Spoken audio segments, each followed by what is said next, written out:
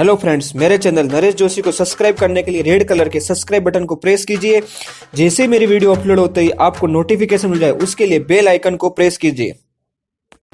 नमस्ते सर, मेरा नाम अभिषेक है और मैं आपका सर बहुत धन्यवाद करता हूँ। आपके जो यूट्यूब पे वीडियोस हैं उसके थ्रू मेरे को काफ़ी सपोर्ट मिला मेरे डिजिटल सिग्नल प्रोसेसिंग सब्जेक्ट में, और आपकी वीडियोस के थ्रू मेरे जो कंसेप्ट है वो क्लियर हो पाए और काफ़ी सपोर्ट मिला। तो सर उसके लिए धन्यवाद करता हूँ, क्योंकि अभी हाल ही में मेरा रिज़ल्ट आया और मैंने काफ़ी अच्छे मार्क्स के साथ जो है अपने सेमेस्टर को क्लियर किया। उसके लिए आपके सपोर्ट के लिए, आपकी वीडियोस के लिए सर बहुत धन्यवाद करता हूँ। और जो आप काम कर रहे हैं उसके लिए बेस्ट ऑफ लक। और जो है मैं रेकमेंड करता हूँ बाकी जो लोग हैं कि आप सर का वीडियो देखें और अपने जो डाउट्स हैं उनको क्लियर करें। Thank you.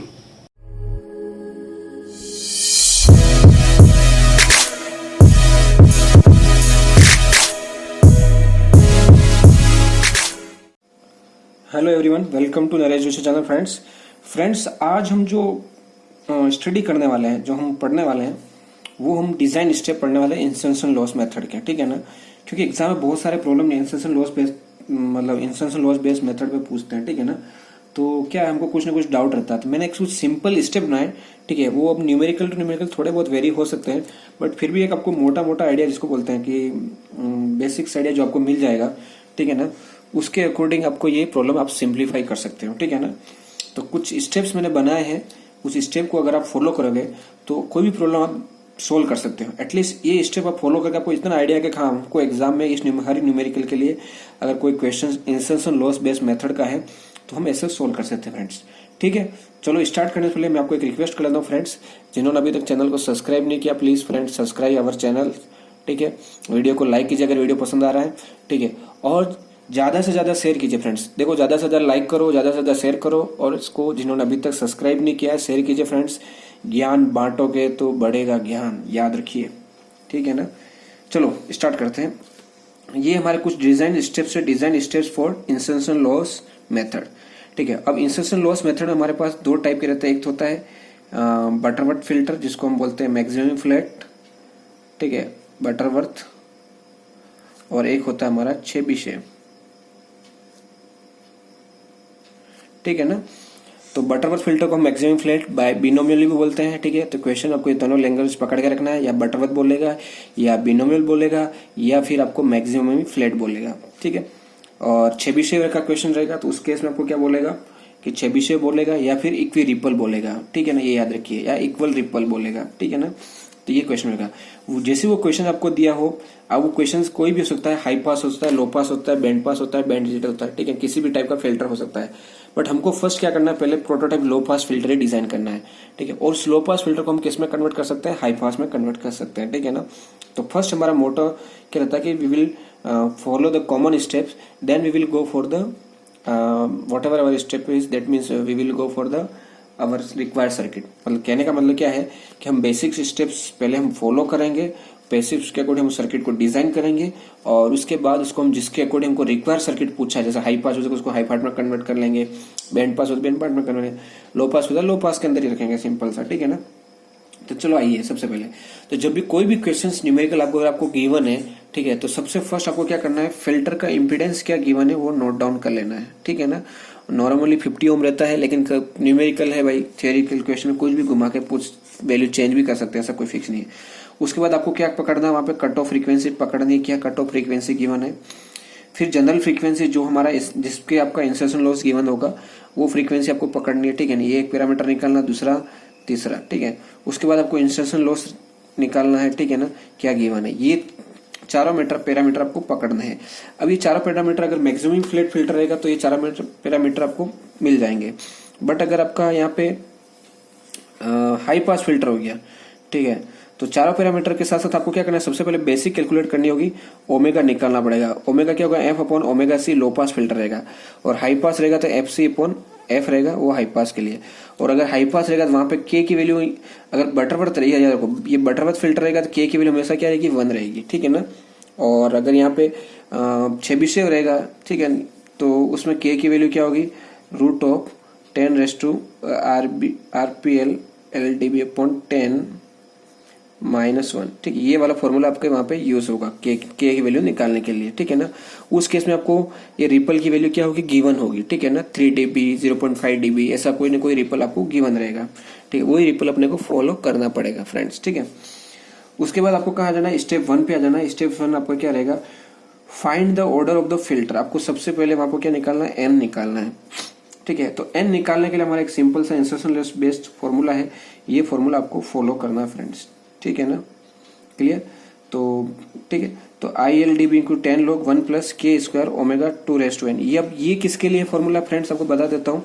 ये जो फॉर्मूला है मैक्सिमम फ्लैट के लिए, मतलब बटरवर्थ के लिए, ठीक है ना। यहाँ पे मैंने लिखा मैक्सिमम फ्लैट, उसको बटरवर्थ भी फिल्टर या बाइनोमियल बोलते हैं। अगर यही फॉर्मूला अगर आपका चेबीशेव आएगा, ठीक है ना, चेबीशेव केस हो जाता है IL equal to 10 dB log 1 plus K square TN of omega square, ठीक है। ये हो जाएगा फॉर्मूला। और where TN of omega equals to cos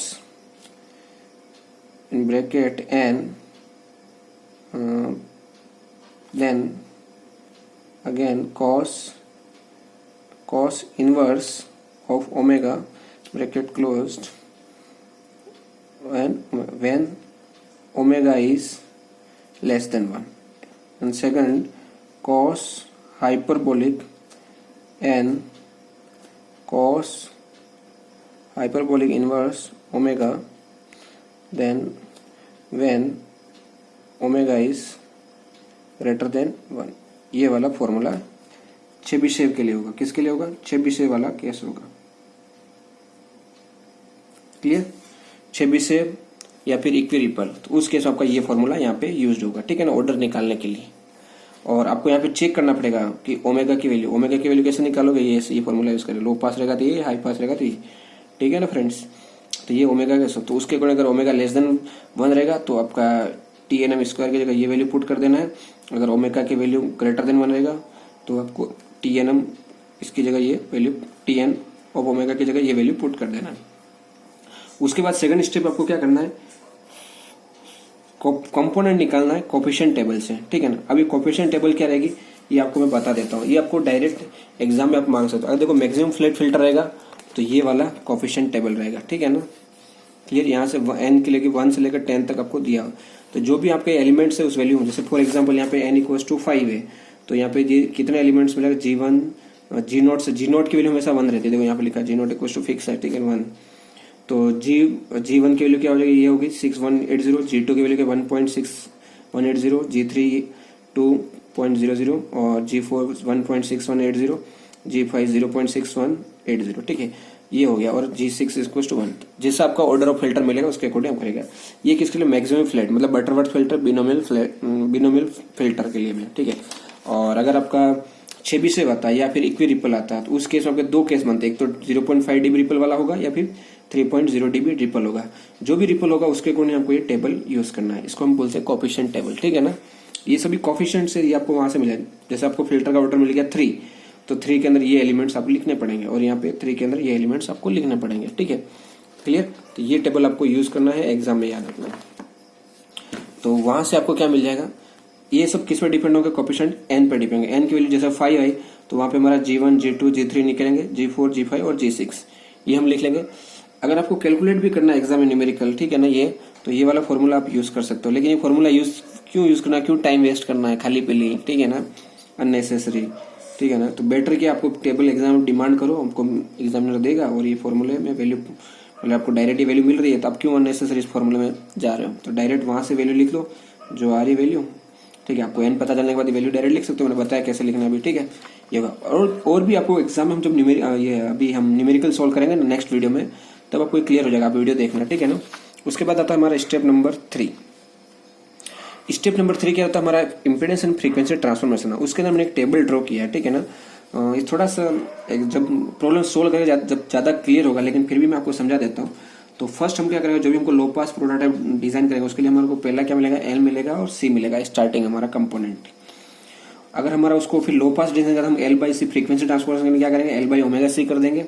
और ठीक है, अगर कैपेसिटर रहेगा तो सी बाई ओमेगा सी कर देंगे, ठीक है, क्लियर।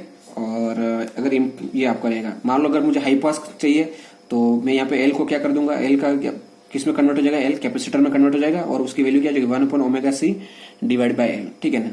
और अगर मान लो वहाँ पे मुझे पहले कंप्यूटर मैंने अगर कैपेसिटर लिया है, मान लो फर्स्ट कंपोनेंट, ठीक है ना, तो वहाँ पे मेरा जो फर्स्ट वो जो उस कंपोनेंट क्या कन्वर्ट हो जाएगा, इंडक्टर में कन्वर्ट हो जाएगा और उसकी वैल्यू क्या हो जाएगा ओमेगा सी बाई सी।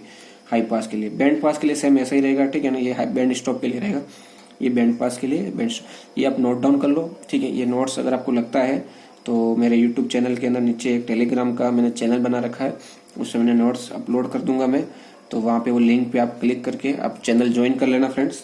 और जैसे आप चैनल ज्वाइन करोगे वहाँ पे आपको नोट्स मिल जाएंगे, ठीक है फ्रेंड्स। उसके बाद हम क्या करते हैं, फ्रीक्वेंसी ट्रांसफॉर्मेशन का ये कंसेप्ट हो गया। उसके बाद इम्पीडेंस ट्रांसफॉर्मेशन बड़ा सिंपल है, कुछ नहीं करना है। अगर इंडक्टर मिल, जैसे देखो यहाँ से आपको इंडक्टर और कैपेसिटर की वैल्यू मिल जाएगी, तो जैसे वो इंडक्टर की वैल्यू मिलेगी उसको आपको क्या करना है, मल्टीप्लाई करना किससे, आरजी के साथ, जो आपका इम्पीडेंस गिवन होगा। और कैपेसिटर रहेगा उसको क्या करना है, डिवाइड करना आरजी के साथ, ठीक है ना, सिंपल। इंडक्टर रहेगा तो मल्टीप्लाई करो, कैपेसिटर रहेगा डिवाइड करो, ये आपका कन्वर्ट होगा। उसके बाद आपका स्टेप नंबर 5 आता है, सॉरी 4th लास्ट में आपको क्या करना होता है, एक सर्किट डिजाइन करना होता है, प्रोटोटाइप लो पास फिल्टर मैंने यहाँ पे डिजाइन किया। अब सर्किट में आप क्या करो, ये आपका वोल्टेज वीजी होगा, ये आपका करंट आईजी हो गया, ठीक है ना। तो नॉर्मली मैं ये सर्किट ही यूज करता हूँ ज्यादातर, ठीक है ना, क्योंकि यहीं से मैं स्टार्ट करता हूँ, ज्यादा वो दिमाग नहीं लगाता हूँ। तो लो पास फिल्टर मतलब पहले मैंने यहाँ पे जी नॉट की वैल्यू मैंने आपको बताया फिक्स रहता है, उसको कोई कंसेंट, उसका जो भी इंपीडेंस है हम उसको फिक्स करके चलते हैं, इसके लिए वो फिक्स रहता है। वहाँ पे हमारा जो इंपीडेंस गिवन है उसी को मैं डायरेक्ट ले लेता हूँ, उतना कैलकुलेशन ज्यादा एक्सटेंड नहीं करता हूँ। फिर हमारा क्या रहेगा, जैसे G1 रहेगा तो G1 क्या हो जाएगा, C1 हो जाएगा। फिर हमारा G2 हो जाएगा, L2 हो जाएगा। G3 रहेगा तो क्या हो जाएगा, C3 हो जाएगा, ठीक है।